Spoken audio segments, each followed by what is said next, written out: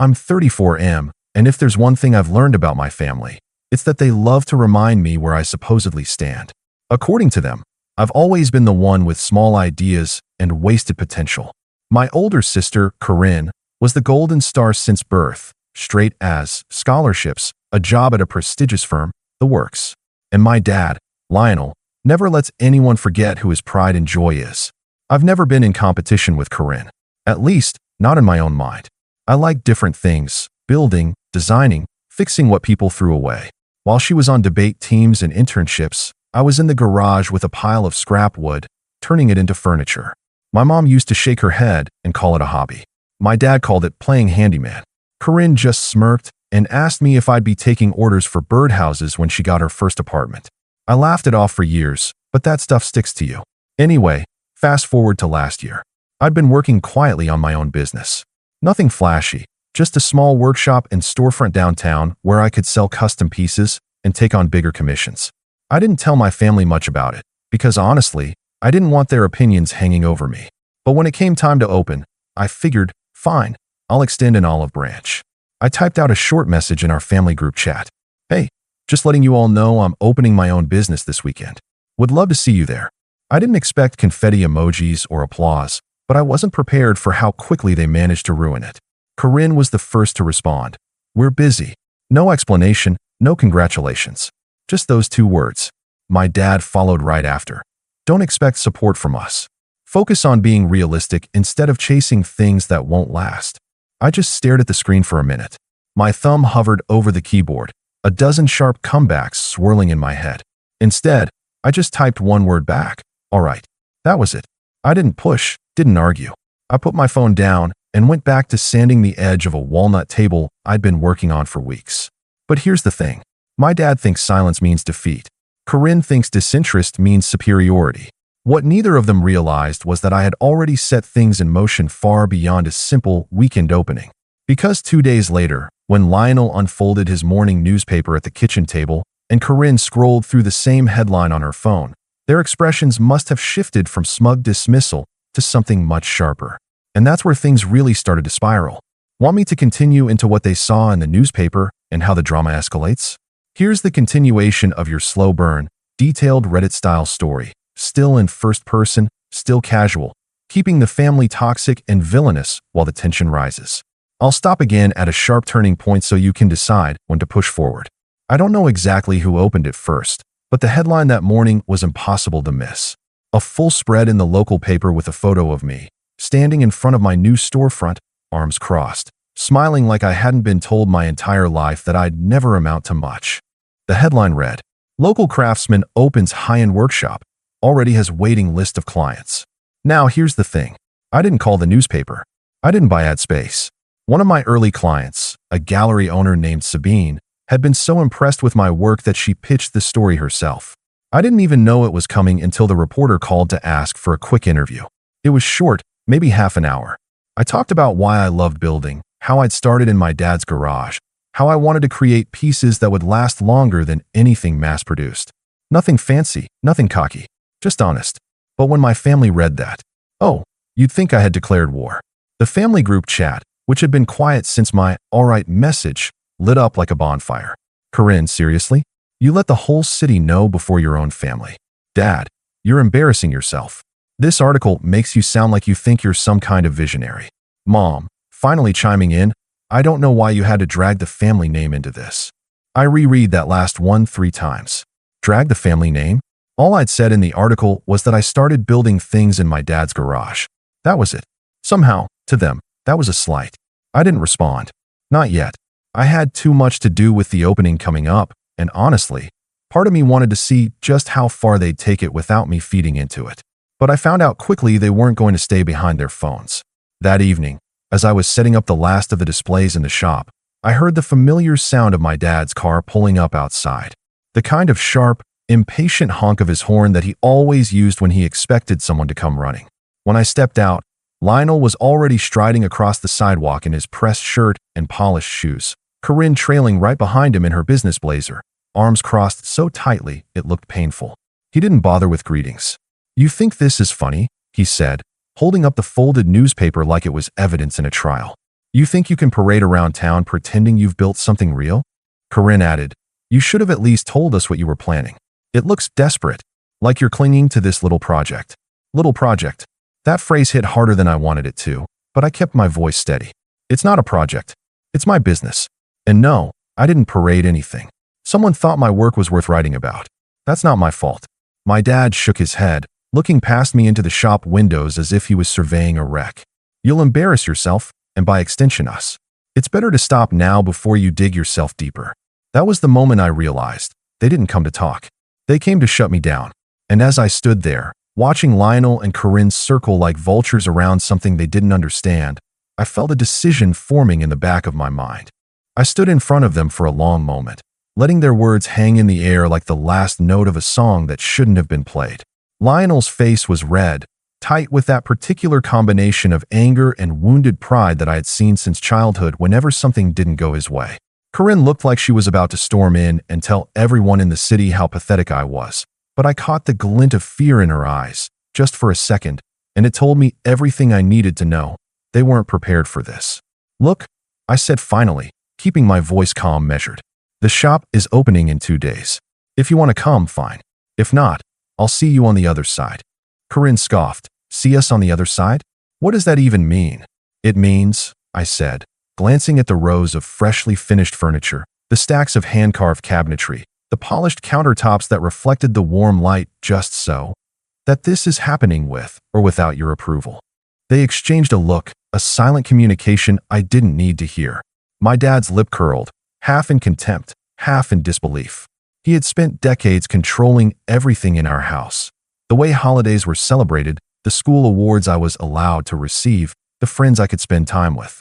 And now, here I was, standing in front of him with something concrete, something public, something that people actually wanted, and he had no say in it. Corinne stepped forward, hands on her hips, her voice sharper now. Dad's right. You're going to make a fool of yourself. Everyone's going to see this and think, well, I don't even know, that you're desperate, that you've been coasting on some childish hobby all this time, and suddenly decided you could compete with real business people. I smiled faintly, a slow smile that didn't reach my eyes but was just enough to make them uncomfortable. Funny, I said, because the people who've come to see me already, the ones who pre-ordered, the ones who read the article, they don't seem to think that. That was enough to make Lionel's jaw twitch. He looked like he wanted to yell, but then Corinne stepped up, trying to regain some control.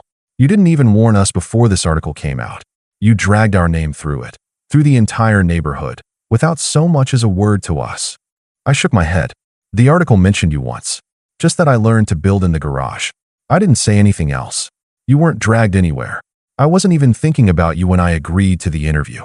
Corinne blinked, frustrated, as though my refusal to grovel or acknowledge their perceived offense was a personal attack. You think you can just ignore us? That will stand by and let you make a spectacle of yourself. I stepped past them into the shop, letting my movements deliberate, confident. Make a spectacle?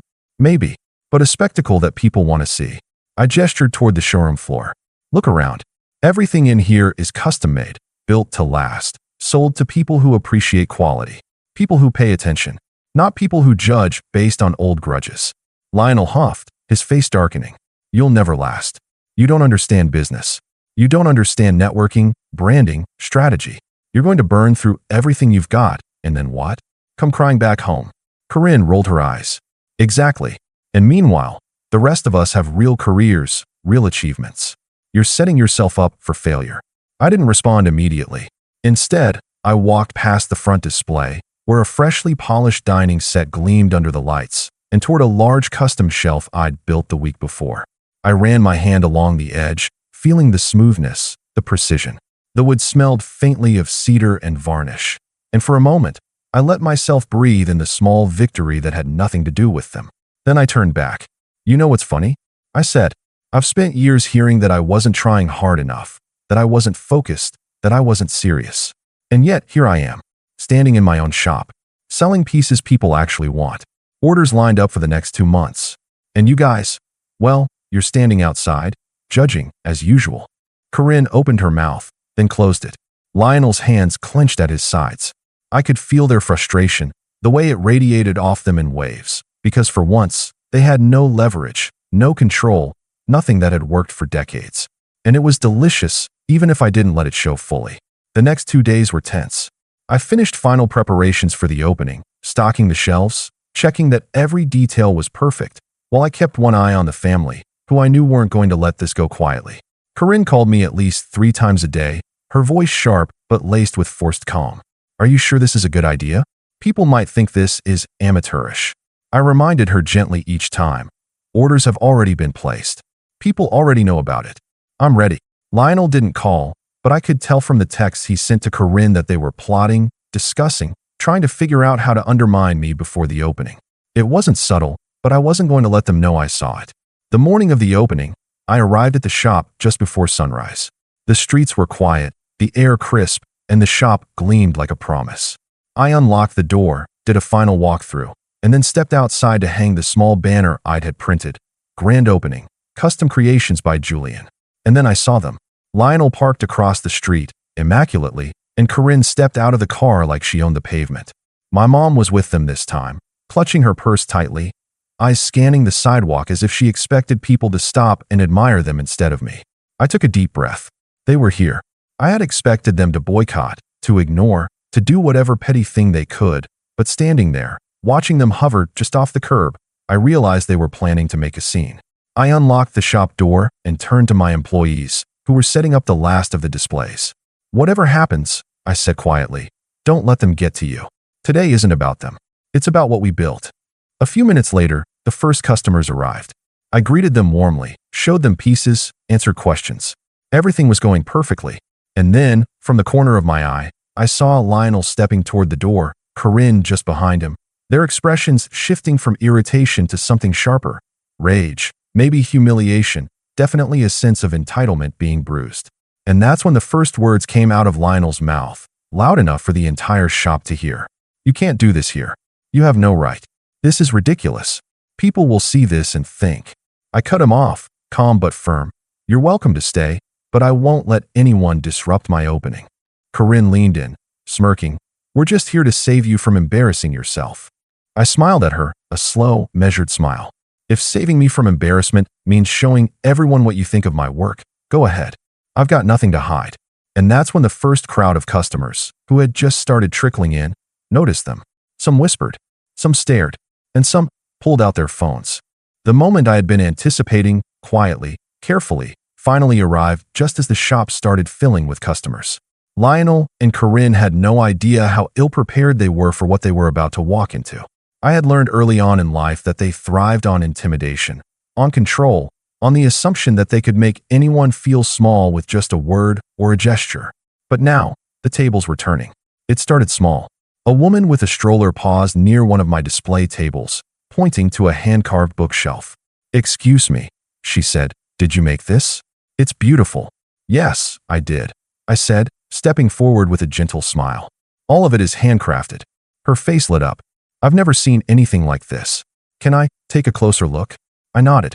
She wandered from table to table, examining the pieces and murmuring appreciations I had longed to hear from someone outside my family.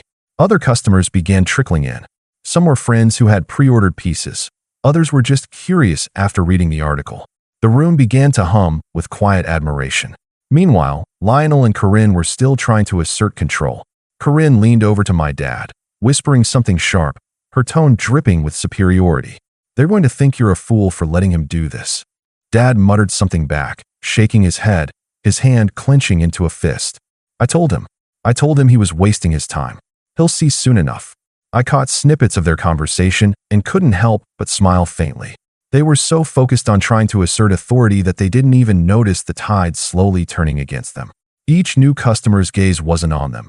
It was on the work, on me, on the tangible proof that all their doubts had been wrong. Then it escalated. One of the pre-ordered clients arrived, a small interior design firm looking to commission a set of bespoke tables. They weren't subtle in their enthusiasm, asking me to show them every piece in detail, taking notes, asking questions. Corinne, in a desperate attempt to assert relevance, stepped closer. "You should probably let him know what he's doing," she said, in a voice loud enough for the client to hear. "Some of these pieces are, well, let's say, unconventional." I didn't flinch. "Thank you for your input," I said, my tone calm, neutral. "But the client and I have discussed exactly what they're looking for. If you'd like, I can show you pieces I think you might enjoy. Corinne blinked, momentarily thrown off balance, but Lionel stepped in, trying a different tactic. We just want to make sure you're not making a mistake, he said, voice shaking slightly, a mixture of anger and disbelief leaking through. People are going to judge. You don't want to embarrass yourself. I let a small smile creep across my face. I've been judged all my life, I said softly, just loud enough for them to hear. This isn't the first time, and it certainly won't be the last. But the people who matter are here now, and they've seen what I can do. And that's when it happened. A client, a man in a sharply tailored suit who had been quietly admiring a corner display, spoke up. Actually, I read about your work in the paper, he said, glancing toward the headline still folded on the counter. I've been following this story since it came out. I'd like to place an order for 3 of your larger pieces.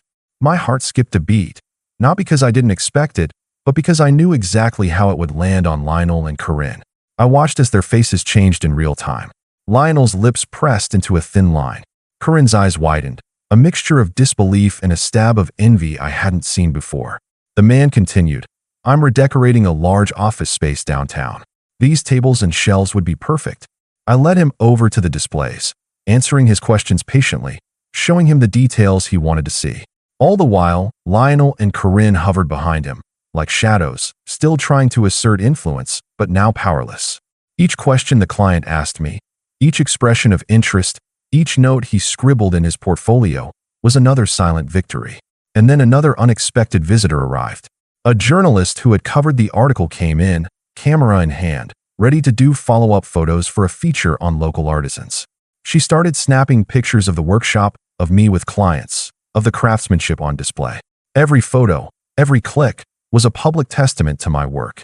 I caught the hint of panic in Lionel's eyes as the flash went off. He understood instantly what this meant. Their judgment, their attempts to control me, were now documented for the world to see. Corinne, desperate to regain any semblance of authority, tried a new tactic. She stepped forward, her voice raised, Stop taking pictures. This isn't for publication. You shouldn't be encouraging this. This is private. The journalist glanced at her politely, tilting her camera. I'm sorry, but the article will cover your opening, and your work is the subject. It's public knowledge. Corinne turned to me, face red, trembling with frustration.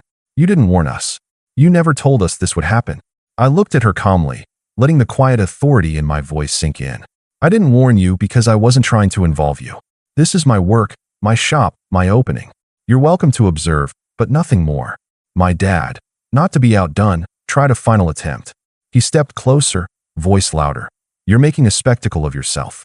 People are going to think we failed to guide you, that we were negligent as parents. This is a disgrace. I finally allowed myself a small laugh, almost imperceptible, but just enough. A spectacle? I said. Maybe, but a spectacle that people enjoy, that people value. And judging by the line outside, the waiting list, and the orders being placed today, it seems my failure is actually a success. That's when it hit me, the pivotal shift. The crowd had noticed the tension between us. The hushed whispers, the exchanged glances, the subtle pointing. Lionel and Corinne were no longer the center of attention. They had become the spectacle themselves. Every customer who walked in was watching them squirm, watching them fail to assert the control they had always assumed they possessed. And then it happened. The first customer actually spoke up. I don't mean to be rude, she said, addressing Lionel and Corinne directly, but it seems like your son, or brother, is doing something really impressive here. Maybe you should appreciate that instead of criticizing. The words hit them like a slap. Lionel's face turned white. Corinne's jaw tightened. I could feel the simmering rage, the sense of injustice boiling beneath their carefully maintained facades. They had no defense, no way to regain dominance. Every word, every gesture they had used to belittle me over the years had been flipped back on them, in the most public, undeniable way possible. I watched them, quietly, patiently. The power was mine now, not because I had forced it, but because it had revealed itself naturally, through proof and patience and preparation.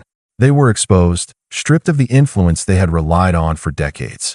And then, as the shop filled with more customers and the energy shifted completely in my favor, Lionel leaned in close to Corinne, muttering something I couldn't quite hear, his eyes darting to me like he was trying to find some angle, some way to regain control. Corinne's hands trembled as she adjusted her jacket. We need to leave, she hissed. No, I said softly, though loud enough for them to hear. This is exactly where you should be. Witnessing the result of years of underestimation.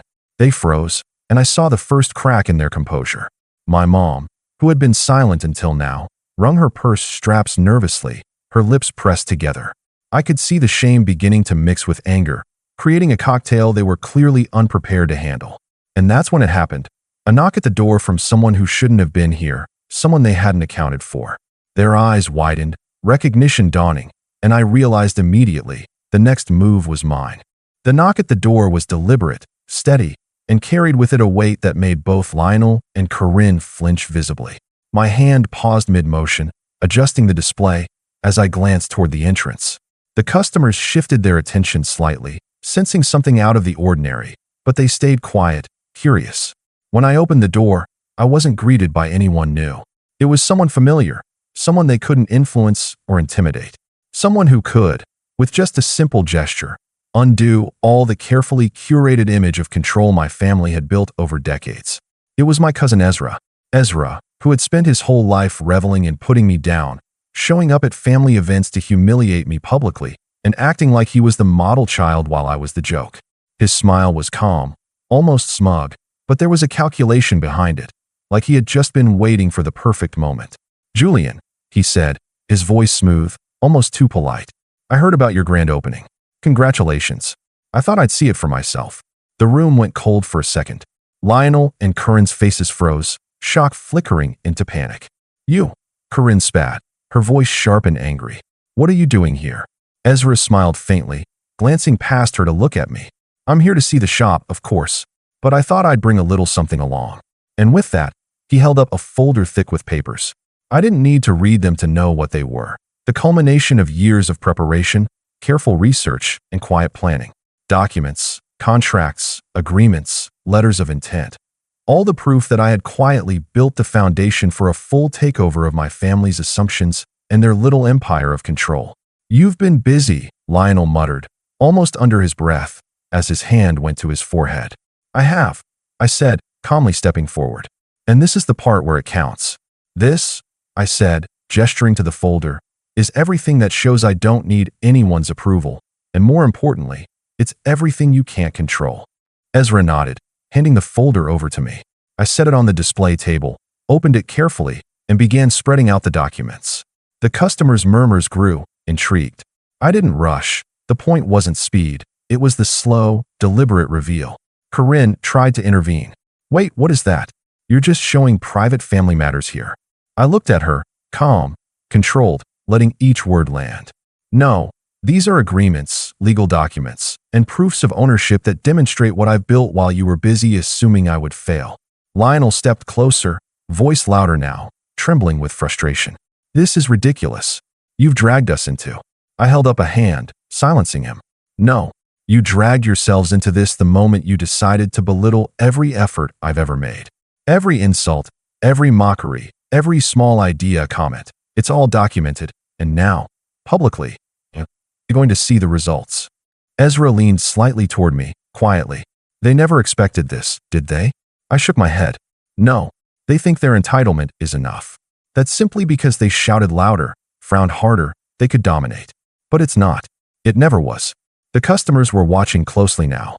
Some whispered among themselves, eyes darting between my family and the spread of papers that detailed contracts with suppliers, pre-orders, even letters from city officials praising the shop's contribution to local commerce. Every document was a testament to months, years, of preparation that my family had ignored, mocked, or attempted to belittle. Corinne's face went red, her hands tightening into fists. "You think you can just flaunt this in front of everyone? You're insane." "I think," I said, keeping my voice steady, "that you should see what happens when your opinions aren't the ones that matter. That's all." Lionel started pacing, muttering under his breath, but the muttering soon escalated. "This is ridiculous. You can't just, people are watching. This is going to ruin everything."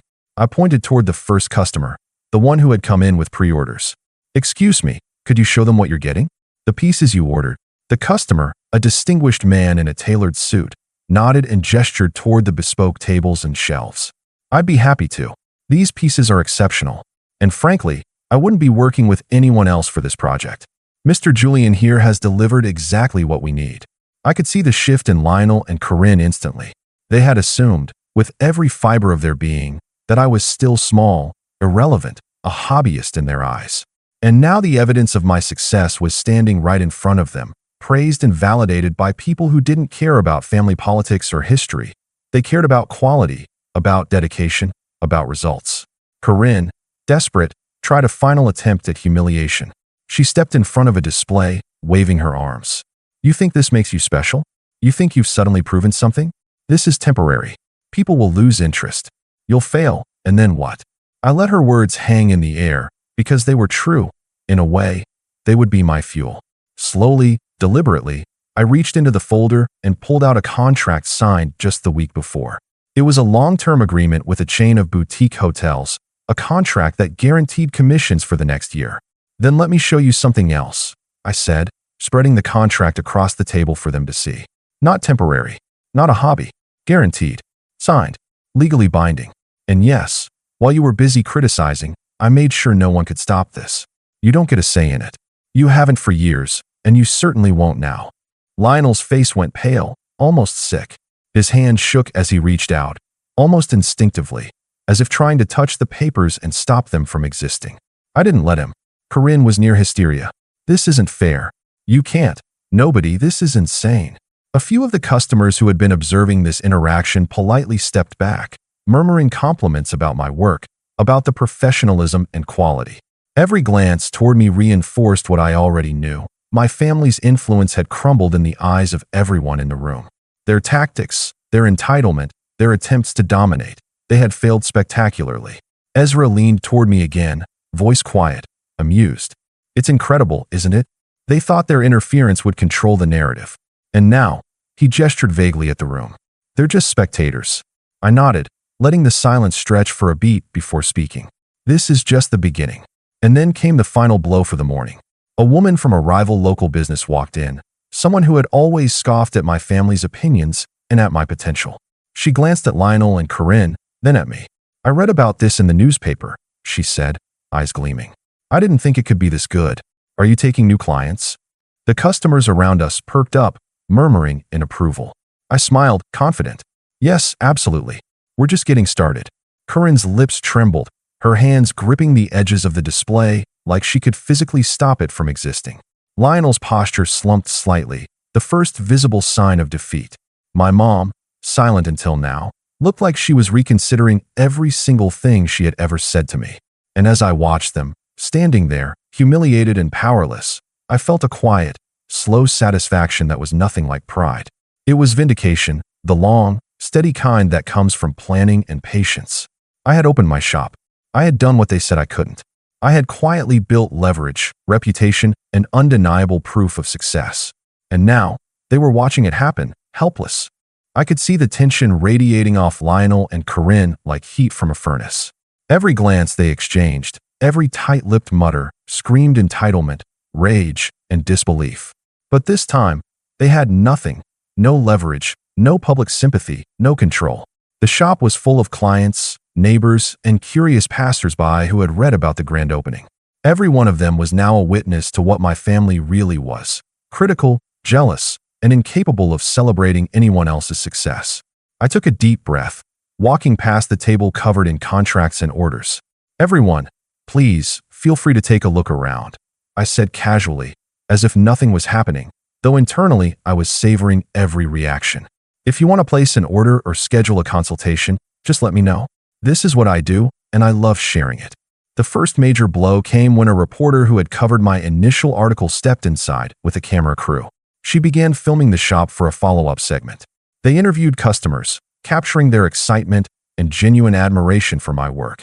Then she turned her lens on the back of the room, where my family was standing, and asked a pointed question. And how do you feel about your son and brother's success here today? Lionel opened his mouth, as if to speak, but the words faltered. He glanced at Corinne and my mom, who were all equally caught off guard, their perfectly rehearsed criticisms evaporating in the presence of witnesses. Corinne tried to step in with a sharp, rehearsed comment about business prudence, but the reporter cut her off politely.